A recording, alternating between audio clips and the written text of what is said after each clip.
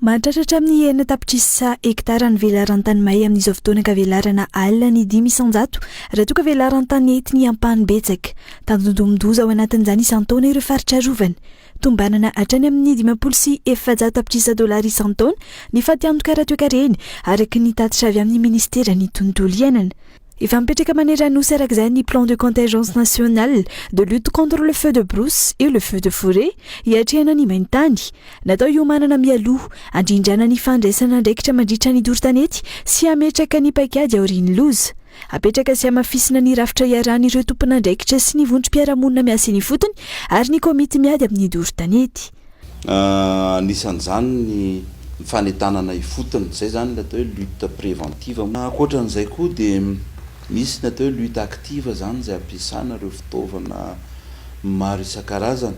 Ny ministera moa misy fotoana ohatran'ny hoe maneritseritra ihany ampiasan'ireny fitaovana arifomba toy ny hitantsika ny ivelany avion na hélicoptère mpamono afireny, nefa ny eo amin'ny fahasahiranana ara-bola izay mbola misy atao anivon'ny ministera amin'izao fotoana izao dia tsy mbola afaka mahazo an'ireny fitaovana ireny aloha tsika, fa tena zava-dehibe sy ny saripady moa dia ny resaka faritra arovana dia efa misy foana ny fanetanana sy ny fiara-miasa amin'ireo mpitantana faritra arovana ireo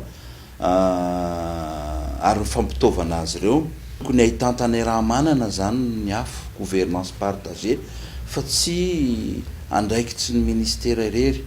Tsy ny fahasimba ny ala ihany fa misy fiantraikany amin'ny toekareny sy ny famokarana herinaratra ihany koa ny doro-tanety, mahatonga ny faritran'ny rano izay mampiodina ireo milina mpamokatra herinaratra.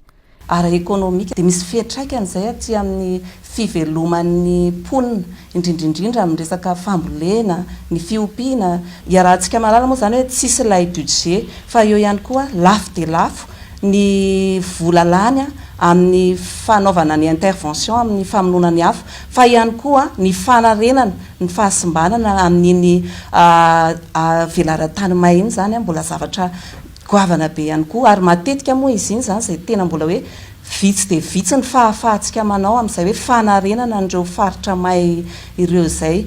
Ankilany, tsy ampy ny fitaovana arifomba hiatrehana ny famonoana afo.